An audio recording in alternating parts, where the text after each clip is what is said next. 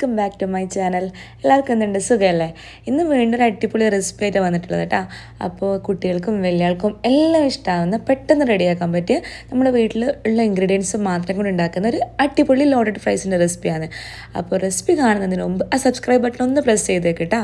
ഇനി നമുക്ക് റെസിപ്പിക്ക് വേണ്ടിയിട്ട് ഒരു കടായിലേക്ക് 1 ടേബിൾ സ്പൂൺ നിറയെ ബട്ടർ ഇട്ടിട്ട് ഒരു മീഡിയം സൈസ് ഉള്ളിൻ്റെ പകുതിയും ഒരു മീഡിയം സൈസ് ക്യാപ്സിക്കത്തിൻ്റെ പകുതിയും ഇട്ട് കൊടുക്കാം.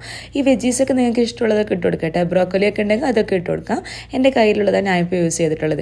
അങ്ങനെ ഇത് ഭയങ്കരമായിട്ട് സോട്ട് ചെയ്യേണ്ട ആവശ്യമില്ല. ജസ്റ്റ് ആ ബട്ടറിലിട്ടിട്ട് ഒരു 1-2 മിനിറ്റ് ഒന്ന് സോട്ട് ചെയ്തെടുത്താൽ മതി. ആ സോട്ട് ചെയ്യുന്ന സമയത്ത് കുറച്ച് ഉപ്പും കൂടി ഇട്ട് കൊടുക്കാൻ മറക്കേണ്ട. അപ്പോൾ ഇതിങ്ങനെ സോട്ട് ചെയ്ത് വെച്ചിട്ട് നമുക്കിത് മാറ്റി വെക്കണം. ഈ ലോഡഡ് ഫ്രൈസ് എന്ന് പറഞ്ഞാൽ നമുക്ക് സിമ്പിളായിട്ട് പെട്ടെന്ന് വീട്ടിലുണ്ടാക്കാൻ പറ്റുന്ന സാധനമാണ് കേട്ടോ.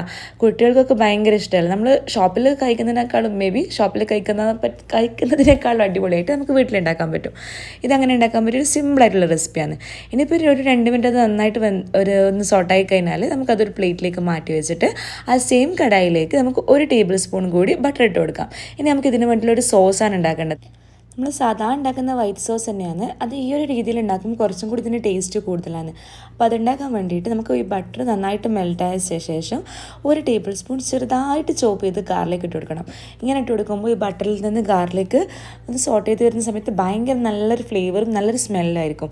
അഥവാ നിങ്ങൾ ഗാർലിക് പൗഡറാണ് യൂസ് ചെയ്യുന്നുണ്ടെങ്കിൽ ഈ സമയത്ത് ഈ ഒരു സ്റ്റെപ്പ് സ്കിപ്പ് ചെയ്യാം. നിങ്ങൾക്ക് ലാസ്റ്റ് ഗാർലിക് പൗഡർ ഇട്ടാൽ മതി. പക്ഷേ കുറച്ചും കൂടി ഫ്രഷ് ഗാർലിക് ഇടുമ്പോൾ അതിൻ്റെ ഫ്ലേവർ കുറച്ചും കൂടി സോസിന് കൂടുതലായിരിക്കും. ആ ഗാർലിക് ബട്ടറിൽ കിടന്ന് നന്നായിട്ട് സോട്ടായിട്ട് ചെറിയൊന്ന് സ്ലൈറ്റായിട്ട് കളർ ചേഞ്ച് വരുമ്പോൾ നമുക്കതിലേക്ക് മൈദപ്പൊടി ഇട്ട് കൊടുക്കണം. അത് 1 മുതൽ 1.5 ടേബിൾ സ്പൂൺ വരെ മൈദപ്പൊടി ഇട്ട് കൊടുത്തിട്ട് അപ്പാടെ തന്നെ പെട്ടെന്ന് നല്ലോണം ആ ബട്ടറിൽ ഇട്ടിട്ട് നമ്മൾ ഇളക്കി കൊടുക്കണം. അല്ലെങ്കിൽ പെട്ടെന്ന് പൗഡർ കരിഞ്ഞു പോകും, അതിൻ്റെ ടേസ്റ്റ് ആകെ മാറിപ്പോവും. അതുകൊണ്ട് അപ്പം തന്നെ നല്ല രീതിയിൽ ഒരു 1-2 മിനിറ്റ് ആ ബട്ടറിൽ നല്ലോണം അതൊന്ന് വേവിച്ചെടുക്കുക. ആ പൊടി അതിൻ്റെ പച്ചമണം പോകുന്ന വരെ ഒന്ന് സോട്ട് ചെയ്തെടുക്കാം. പിന്നെ നമുക്ക് ഇതിലേക്ക് 1 കപ്പ് മുതൽ 1.5 കപ്പ് വരെ പാല് കുറച്ചായിട്ട് ഒഴിച്ച് കൊടുക്കണം. ഒരുമിച്ച് ഒഴിക്കുമ്പോൾ ഈ മൈദപ്പൊടി പെട്ടെന്ന് കട്ട കിട്ടും. അതുകൊണ്ട് ഫസ്റ്റ് കുറച്ച് ഒഴിച്ചിട്ട് നല്ലോണം മിക്സ് ചെയ്തിട്ട് കട്ടയില്ലാത്ത രീതിയിൽ മിക്സ് ചെയ്തിട്ട് വേണം കുറച്ചായിട്ട് ഒഴിച്ച് കൊടുക്കാൻ വേണ്ടിയിട്ട്. ഞാനിപ്പോൾ ഇത് കുറേ സ്റ്റെപ്പായിട്ട് കുറച്ചായിട്ടാണ് ഒഴിച്ച് കൊടുത്തത്. അതുകൊണ്ട് തന്നെ നമുക്ക് പെട്ടെന്ന് കട്ടയില്ലാണ്ട് സെറ്റായി കിട്ടും. ഇതിൻ്റെ മെയിൻ സ്റ്റെപ്പ് ഇതാണ്. ഈ ഒരു സ്റ്റെപ്പിൽ നമ്മൾ നല്ല പെർഫെക്റ്റായിട്ട് ഈ സോസ് ഉണ്ടാക്കിയാൽ ഈ ലോഡഡ് ഫ്രൈസ് അടിപൊളിയായിട്ട് കിട്ടും. ഇതിൻ്റെ അടിപൊളി ടേസ്റ്റ് കൊടുക്കുന്ന ഒരു സോസാണ് ഇത്. അപ്പോൾ നമ്മൾ കുറച്ച് പാലൊഴിച്ചിട്ട് നല്ല രീതിയിൽ കട്ടയില്ലാണ്ട് ഈ ഒരു തിക്കായി വരും. കാരണം നമ്മൾ മൈദപ്പൊടി ഇട്ട് കൊടുത്തോണ്ട് തന്നെ ഒന്ന് വറ്റുന്നതിനനുസരിച്ച് ഭയങ്കര തിക്കായിട്ട് വരും. നമുക്ക് ഇതിന് വേണ്ടത് നല്ല തിക്കായിട്ടുള്ള സോസാണ്. നമ്മളിത് പൊതുവെ നമ്മൾ പാസ്റ്റൊക്കെ ആക്കുന്ന സെയിം സോസ് തന്നെയാണ്. അപ്പോൾ ഇത് കുറച്ചൊന്ന് ശ്രദ്ധിച്ചാൽ അടിപൊളിയായിട്ട് നമുക്കിത് ഉണ്ടാക്കാൻ പറ്റും. നമ്മളിപ്പോൾ ഒന്ന് ഉപ്പിട്ട് കൊടുത്തിട്ടില്ല. ഇതൊന്ന് സെറ്റായി കഴിഞ്ഞാൽ നമുക്ക് കുറച്ചും കൂടി പൗഡേഴ്സ് ഇട്ട് കൊടുക്കാനുണ്ട്. ഇതിൽ കാണുന്ന ആ ഒരു കട്ട പോലെ കാണുന്നത് ഗാർലിക്കാണ് കേട്ടോ. മൈദപ്പൊടി നന്നായിട്ട് ആ പാലുമായിട്ട് ഇതായിട്ടുണ്ട്, മിക്സ് ആയിട്ടുണ്ട്. അപ്പോൾ ഒരു 1 മിനിറ്റ് 2 മിനിറ്റ് കൊണ്ടാകുമ്പോൾ തന്നെ ഈ സോസ് സെറ്റായി കിട്ടും. ഇനി നമുക്ക് ഇതിലേക്ക് വേണ്ട പൗഡേഴ്സ് ഇട്ട് കൊടുക്കാം. ഉപ്പ് നോക്കിയിട്ട് നിങ്ങൾക്ക് എത്ര ഉപ്പ് വേണം അതിട്ട് കൊടുക്കാം. പിന്നെ ഒരു 1/2 ടേബിൾ സ്പൂണ് പെപ്പർ പൗഡർ ഇട്ട് കൊടുക്കാം. നിങ്ങൾക്ക് അല്ലെങ്കിൽ നിങ്ങളുടെ കയ്യിൽ ചില്ലി ഫ്ലേക്സ് ഉണ്ടെങ്കിൽ അതും കൂടി ഇട്ട് കൊടുക്കാം. ഞാനിവിടുത്തെ കുട്ടികൾക്ക് കഴിക്കാനുള്ളതുകൊണ്ട് അധികം ചില്ലി ഫ്ലേക്സ് ഇട്ടിട്ടില്ല. ജസ്റ്റ് പെപ്പർ പൗഡർ മാത്രമേ ഇട്ടിട്ടുള്ളൂ.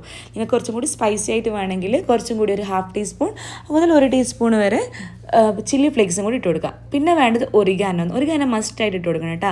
എന്നാലാണ് ഇതിൻ്റെ ഒരു നല്ലൊരു ടേസ്റ്റ് കിട്ടുക. നിങ്ങൾക്ക് ഒറിഗാനോ അല്ലെങ്കിൽ ഏതെങ്കിലും ഇറ്റാലിയൻ ഹെർബ്സ് ഉണ്ടെങ്കിൽ അതും ഇട്ട് കൊടുക്കാം.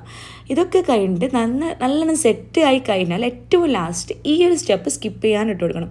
ഒരു 2 ടേബിൾ സ്പൂണ് നല്ല ക്രീം ഇതിട്ട് കൊടുക്കുമ്പോൾ ഈ ഒരു ക്രീമിന് നല്ലൊരു റിച്ച് ടേസ്റ്റ് കിട്ടും. പിന്നെ ഇത് നല്ലൊരു ടെക്സ്ചറും നല്ല അടിപൊളിയായിട്ട് കിട്ടും.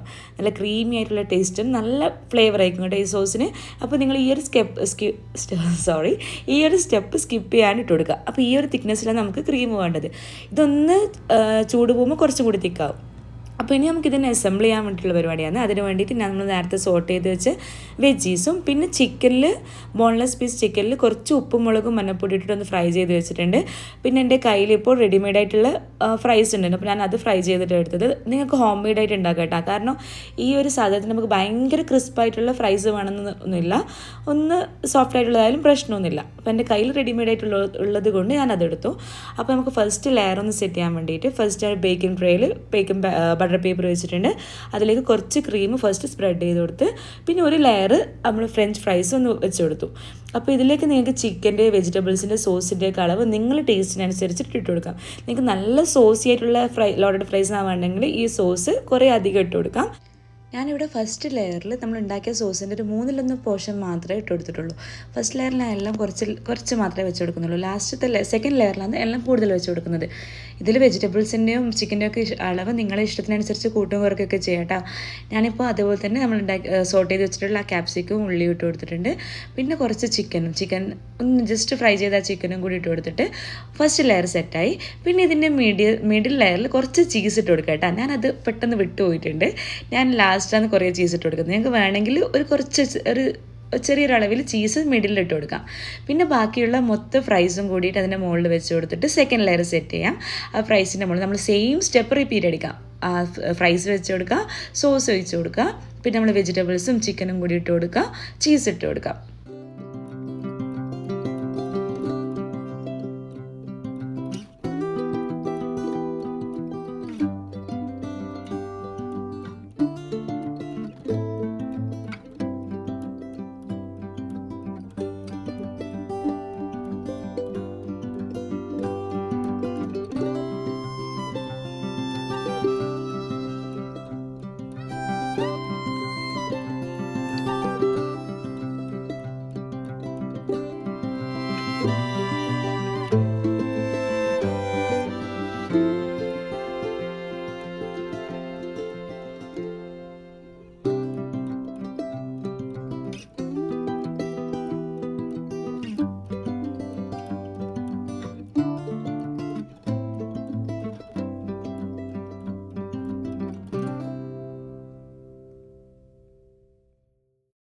ഞാനിപ്പോൾ നന്നായിട്ട് ചീസൊക്കെ ഇട്ട് കൊടുത്തിട്ട് ലാസ്റ്റ് ലെയർ അടിപൊളിയായിട്ട് സെറ്റ് ചെയ്തിട്ടുണ്ട്. മേലെ നന്നായിട്ട് ചീസ് ഇട്ട് കൊടുക്കണം കേട്ടോ.